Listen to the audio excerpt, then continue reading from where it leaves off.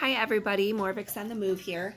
Today we are doing heart dissection for the human body. We ordered a sheep heart actually off Amazon, and I'm going over it with Kaden. So Kaden, here we have a sheep's heart, correct? Mm-hmm. What is covered? What is this white stuff on the sheep's heart? Fat. Mm-hmm. Here we have a pretty significant line. Do you know what this line is? It's a what? Artery. Okay, so it's a coronary artery, and this specific one divides what? The right half of the heart and the left half. Very good. So it's going to divide it because it's sort of like two separate muscles, correct? Mm-hmm. Now, when we touch on the right side of the heart, it's sort of what here? It's sort of squishier, softer. It's softer than the left side. This left side is much firmer, the ventricles. It's because the left side is thicker. It's a thicker muscle. Very good. So when we open up here, we can see that the right side, can you see that? Yep. The right side, that muscle is thinner than the left. This was much harder to cut because the left side of the muscle is thicker. Really thick. Yes. Okay, so let's talk about how the blood works here, where it goes, Kaden. So the blood comes into the right side of the heart through the what? Right atrium. Yep, and it goes through this little ear flap or auricle, and it goes into the right atrium.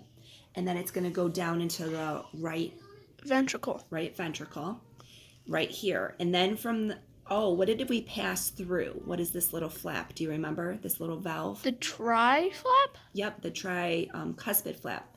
And the reason why is that way the blood doesn't go backwards. It sort of blocks the blood from going back up. It's a one-way road. And this side is going to the what?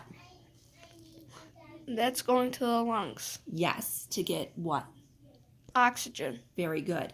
Once that blood has oxygen, it's going to come to the what side of the heart? Left. The left side of the heart. It's going to go through this little ear flap or auricle again, and it's going to go into the what?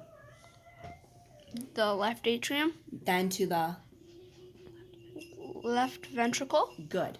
And you can see here that it's going to pass on this side. It's just has a cusp that's 2 instead of 3. It's like a bi, and then here like a bicusp, I believe was the name of it. But you can see here that this side, the left side, is much thicker, isn't it, Kaden? Yes. Now, why does this muscle have to be bigger? Where is this blood being pumped to? It's being pumped to all the way around the body. Yes, this blood is going around the whole body. That's why it's thicker. Very good. And the right side is just going to the lungs, and the lungs are right next to the heart. Very good. So it's simple. Just a little pump, and it goes. Yep, this one is going to have the smaller pump compared to the bigger pump. Now, I am definitely not a scientist or a professor or a dissection expert. You can order one of these. I think it was like $20 for this heart. And then I ordered it with injected with dye, so you can see like the oxygen-rich blood compared to the blood coming in and going. And it arrived quicker than I expected. And you can watch YouTube videos like from actual professors. But today, this is what we did for lab and for science class with the kids. So we learned about the anatomy of the heart. The sheep's heart has the 4 chambers, so that's why I picked it. Size comparison, it's about the same size as a human heart, and it's also the anatomy is very close. So Morvix on the move, just a little hands-on activity that I wanted to share with you guys.